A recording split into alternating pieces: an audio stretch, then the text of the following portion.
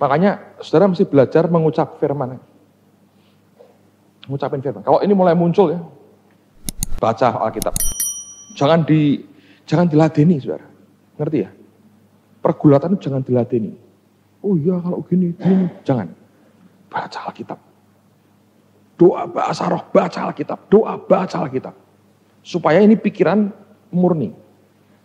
Karena ternyata sebagian besar yang orang takutkan tidak pernah terjadi sebetulnya. Ya. Tapi kalau terus sampai bisa nyengkram pikiranmu, itu gawat. Jadi kalau Anda menghadapi apapun, 3 ini hati-hati. Jangan dipikirkan terus, jangan dicemaskan, jangan terlalu banyak dibicarakan. Seperlunya aja. Lebih baik Anda ngomong dengan Tuhan. Ngomong dengan manusia itu baik seperlunya. Tapi tidak dalam intensif terus begitu. Anda akan kena intimidasi dan ketakutan, teror oleh spirit ini. Sampai engkau tidak bisa bernafas dan engkau mati. Nah waktu itulah engkau hanya berkata, siapapun dah yang saya nolong aku tak sembah. Dalam hatimu begitu. Dan di situ engkau sudah meninggalkan Tuhan. Amen. Jadi apapun yang Anda alami, be happy. Amen. Sebab ujungnya baik, saudara. Ujungnya baik. Kita lihat dulu akan firman Tuhan. Nanti kita lihat pada bagian-bagian berikutnya ya. Ibrani pasal 12. Mulai ayat yang pertama, saya akan tambahkan beberapa hal yang sudah kita perhatikan bersama tadi. Dan saya berharap jadi berkat bagi saudara sekalian. Yesus selalu merupakan teladan yang paling sempurna bagi kita. Karena kita mempunyai banyak saksi bagaikan awan yang mengelilingi kita, marilah kita menanggalkan semua beban dan dosa yang begitu merintangi kita dan berlomba dengan tekun dalam perlombaan yang diwajibkan bagi kita. Marilah kita melakukannya dengan mata yang tertuju kepada Yesus yang memimpin kita dalam iman dan yang membawa iman kita itu kepada kesempurnaan, yang dengan mengabaikan kehinaan, tekun memikul salib ganti sukacita yang disediakan bagi Dia, yang sekarang duduk di sebelah kanan tahta Allah. Ingatlah selalu akan Dia yang tekun menanggung bantahan yang sehebat itu terhadap dirinya dari pihak orang-orang berdosa, supaya jangan kamu menjadi lemah dan putus asa. Dalam pergumulan kamu melawan dosa, kamu belum sampai mencucurkan darah. Dan sudah lupakah kamu akan nasihat yang berbicara kepada kamu seperti kepada anak-anak? Hai anakku, janganlah anggap enteng didikan Tuhan, dan janganlah putus asa apabila engkau diperingatkannya. Karena Tuhan menghajar orang yang dikasihinya, dan Ia menyesah orang yang diakuinya sebagai anak. Jika kamu harus menanggung ganjaran, Allah memperlakukan kamu seperti anak. Di manakah terdapat anak yang tidak dihajar oleh ayahnya? Tetapi jika kamu bebas dari ganjaran yang harus diderita setiap orang, maka kamu bukanlah anak, tetapi anak-anak gampang. Selanjutnya dari ayah kita yang sebenarnya kita beroleh ganjaran, dan mereka kita hormati. Kalau demikian, bukankah kita harus lebih taat kepada Bapa segala roh, supaya kita boleh hidup. Sebab mereka mendidik kita dalam waktu yang pendek sesuai dengan apa yang mereka anggap baik. Tetapi Dia menghajar kita untuk kebaikan kita, supaya kita beroleh bagian dalam kekudusannya. Memang setiap-tiap ganjaran pada waktu ia diberikan tidak mendatangkan sukacita, tetapi duka cita. Tetapi kemudian ia menghasilkan buah kebenaran yang memberikan damai kepada mereka yang dilatih olehnya. Sebab itu, dia berkata, kuatkanlah tangan yang lemah dan lutut yang goyah. Dan luruskanlah jalan bagi kakimu, sehingga yang pincang jangan terpelecok, tetapi menjadi sembuh. Luar biasa. Ini merupakan nasihat Tuhan yang luar biasa. Dan saya berdoa teladani akan apa yang ada pada Yesus dalam kehidupan kita. Jadi sekali lagi kalau Anda menikmati akan didikan Tuhan, ingat bahwa Allah sedang melatih saudara. Dan biarkan latihannya tuntas dan kita keluar sebagai orang-orangnya yang terlatih. Oke, saya ingin akan jawab beberapa pertanyaan ini. Yang pertama ini ada pertanyaan yang saya pilih beberapa ya. Bolehkah menggunakan anggur perjamuan untuk pengurapan guna tujuan peperangan rohani? Jadi gini ya, di dalam kekristenan itu, dalam perjanjian baru terutama, kita ini seringkali dilematis antara kita mau pakai cara perjanjian lama, perjanjian baru, tapi kita batasilah perjanjian baru ya. Ada hal-hal yang pokok di dalam kekristenan, dalam Alkitab ini, yang jelas sekali. Yang jelas Allah perintahkan. Tetapi dalam perjanjian baru, kita harus mengerti bahwa perjanjian baru itu tidak sama dengan perjanjian lama. Di mana ketidaksamaannya? Perjanjian lama itu ada unsur kuat, yaitu unsur legalistiknya. Bahwa segala sesuatu diatur secara detail dan tidak boleh berubah. Ya, kalau puasa bulan ini, bulan ini, bulan ini, perayaan ini. Jadi itu semua ditata. Salah mati gitu ya.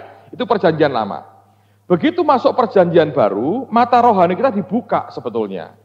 Bahwa yang di perjanjian lama itu merupakan bayang-bayang dari perjanjian baru. Nah, di sini unsur legalistik itu jadi kemudian hilang. Contoh, di perjanjian lama orang beribadah pada hari Sabat mereka kumpul. Di perjanjian baru setiap hari mereka kumpul. Di perjanjian lama mereka kenal Paskah. Ya, mereka makan itu, tapi perjanjian baru kita kenal perjamuan kudus. Hari ini kan tidak kita lagi makan daun yang pahit, roti tidak beragi dan sebagainya. Ya.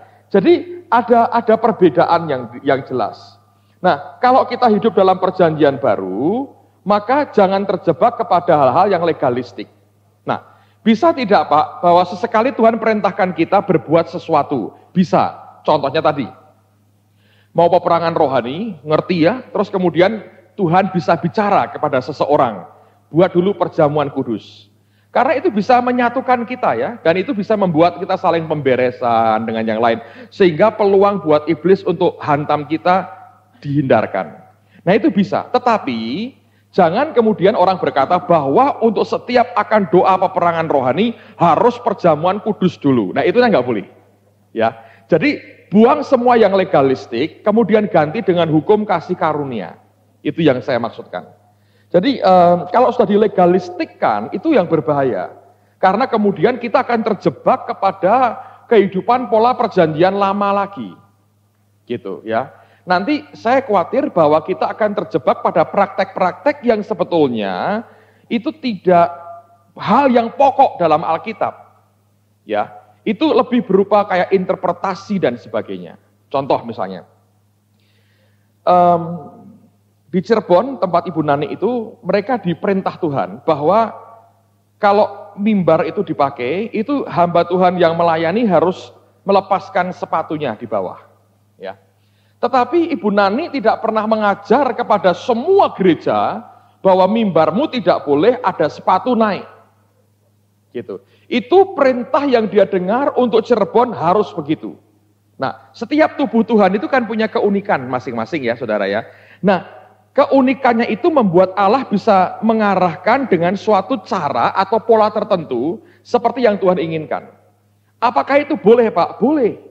Saya malah dengar ada hamba Tuhan ngamuk, nggak mau, tetap pakai sepatu. Jadi akhirnya nggak tahu gimana solusinya itu ya. Tapi menurut saya kalau saya diundang dan mereka percaya sedemikian, buat saya bertanya apakah itu mengganggu iman saya? Kalau tidak, saya sejahtera, saya ikuti. Kenapa? Lepas sepatu aja, apa sulitnya? Sulit kalau kaos kaki saya berlubang, saudara. Itu akan sulit sedikit ya. Tapi kalau tidak, nggak masalah toh, nggak masalah. Karena itu tidak membuat saya ke neraka atau mencangkali iman saya. Di Alkitab apakah ada dasarnya? Ada, di perjanjian lama terjadi. Nah, mereka tidak berkata semua gereja harus lepas sepatu. Makanya ketika Ibu Nani khotbah di tempat kita, pakai sepatu. Karena Tuhan tidak berkata dimanapun kamu berada lepas sepatu. Tapi kalau Pak Yusak lain lagi. Khotbah dimanapun, lepas sendalnya, lepas sepatunya.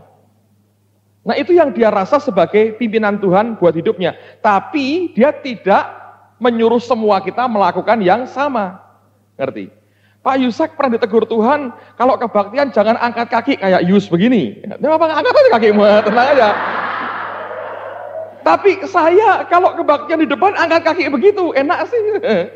Nah, selama belum ada hal-hal yang khusus buat saya, ya saya biasa saja, saudara. Ngerti ya? Itu tidak boleh diajarkan bahwa kalau ke gereja satu, tetap tegak menghadap kayak ketemu jenderal. Itu tidak diajarkan begitu. Nah, masing-masing mengalami pendidikan Tuhan. Nah, didikan Tuhannya seperti apa, yaitu diikuti. Tapi yang tidak boleh, jangan dilegalistikan semuanya. Ya. Nah, kalau Anda misalnya, pokoknya kalau melayani lepas sepatu misalnya, kayak Pak Yusak semua begitu ya. Nanti kalau Anda pas disuruh Tuhan jam 12 siang, berdoa, muter Taman Getsemani, melepuh semua itu kakimu, saudara, panas kan? Jangan berkata ini penderitaan karena nama Yesus, bukan, karena Anda tidak pakai sepatu itu penderitaannya. Jadi ada hal-hal yang kita mesti bisa lihat ya. Tapi dalam konteks yang ditanyakan, kalau misalnya akan peperangan rohani, waktu itu kemudian Tuhan berkata, kamu perjamuan kudus, bisa. Ya. Jadi menurut saya, pokoknya jangan terjebak pada legalistik. Nah, legalistik itu akan mulai begini. Kalau Anda memerintahkan orang berbuat sesuatu, misalnya begini. Saudara mulai puasa. Saya di gereja terakhir minggu lalu kan 3 hari kita puasa ya. Saya hanya mendorong, menghimbau mereka. Saya tidak berkata, awas ya tak periksa loh, pokoknya ya tak periksa. Siapa yang tidak puasa, pecat. Enggak toh. Kita hanya memberikan himbauan, mereka lakukan itu. Setelah kami cek kira-kira 3/4 ikut puasa. Dan itu bagus sekali. Nah, hal yang sama dengan Anda, ketika Anda digerakkan Tuhan puasa, 40 hari misalnya, jangan berkata bahwa kamu perlu 40 hari itu, 40 hari, kalau enggak rohani kamu. 40 hari, kalau enggak setan masuk. Lah kalau itu Anda paksakan ke orang, salah. Gitu. Ya. Sedangkan Tuhan itu dengan masing-masing kita kan berbeda-beda toh. Yang diukurkan masing-masing itu kan berbeda-beda. Iya toh. Yang dapat 5 talenta dapat 10 wajar, yang 2 4 wajar juga. Tuhan tidak menganggap rendah yang dapat 4 ini. Karena kepada kita itu masing-masing ada ukurannya. Nah, ini yang kita mesti jaga. Jangan melegalistikan sesuatu bahwa semua harus begini.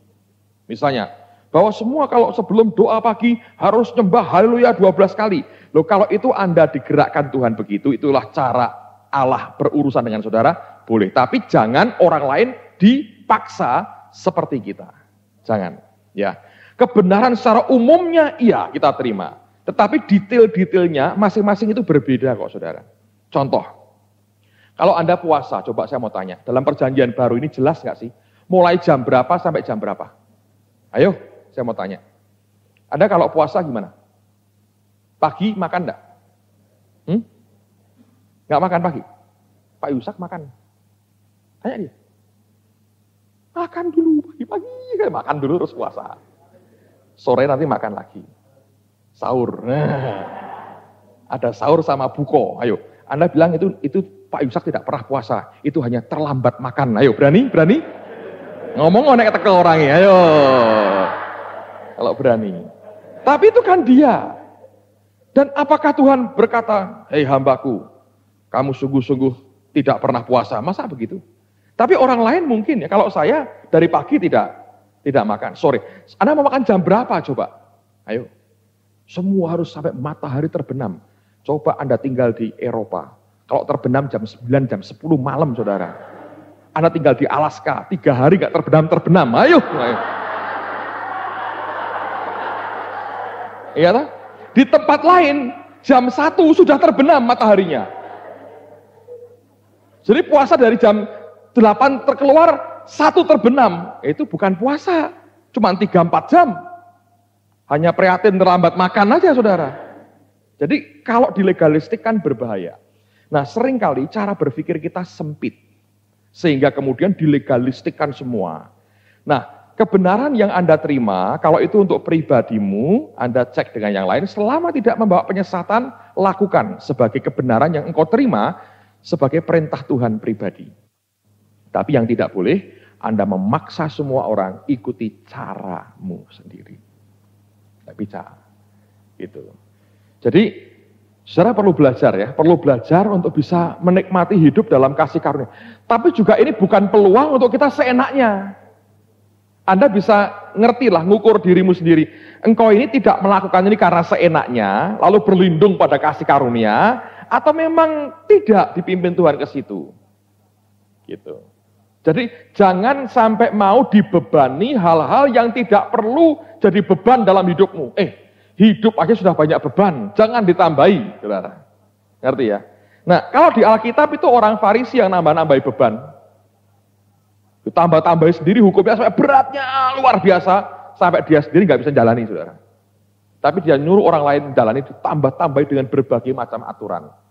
Nah, saya mau katakan, kita ini hidup dalam kasih karunia, jadi jangan ditambah-tambahkan dengan banyak hal yang hanya sebagai sesuatu yang tidak nolong banyak. Ya. Nah, saya percaya bahwa kita mestinya dewasalah ya, menanggapi akan semuanya ini. Bisa orang diperintah Tuhan untuk melakukan sesuatu, bisa. Dan tidak boleh kita menghina atau apa begitu ya, enggak. Jadi menurut saya begitu. Ya. Saya pernah ngalami 2 kali itu ya, berapa kali lah dengan hal berbeda. Misalnya kayak di Cirebon itu beberapa tahun lalu, pas awal tahun atau akhir tahun mereka kekurangan uang, sound system belum kebayar segala macam, itu hampir berapa, 700 juta berapa. Waktu tantangan persembahan itu lucu, saya hanya suruh khotbah lalu tantangan, lalu ada orang-orang yang disuruh menari. Saya belum pernah tuh orang ngasih persembahan ada yang menari, muter nari panjang. Wah, kalau Anda lihat seru tuh, muter nari gitu. Tapi apakah setiap kali kita persembahan ada yang menari? Itu kan tidak ada, saudara. Waktu itu diperintahkan begitu. Cuma jangan di generalisasi ya, bahwa kalau persembahan semua menari gitu kan. Ikuti aja apa yang Tuhan mau, dan Anda tanya kapan selesai, kapan dimulai, tapi jangan berkata semua harus ikut cara ini gitu. Kebenaran boleh disampaikan, tapi cara detail-detailnya itu Anda dan saya tidak boleh memaksa orang lain mengikuti cara kita. Doa pagi misalnya, jam berapa Anda doa? 4:30 Pak. Kalau ada yang 4:30 kurang 5 menit boleh nggak? Oh, tidak boleh. Wah, repot, saudara. Jadi mari kita lihat, nanti kalau Anda makin kenal Tuhan ya, kemurahannya itu begitu luar biasa. Tidak membuat kita sebetulnya seenaknya, tapi juga jangan membuat kita jadi legalistik sampai kita memaksa orang lain melakukan yang kita pikir itu benar. Oke ya? Tuhan, terima kasih, kami tahu minggu ini akan jadi minggu yang sangat menggairahkan buat kami. Terima kasih Bapa, kami sungguh bersyukur Engkau Allah yang luar biasa, dan Engkau Tuhan yang tidak pernah ingkar janji. Kami berdoa sepanjang sore hari ini Engkau memberkati hati kami, dan Engkau terus menyiapkan hati kami dan bentuk akan hidup kami. Kemuliaan bagimu di tempat yang maha tinggi. Dalam nama Tuhan Yesus semua kita berkata, amin.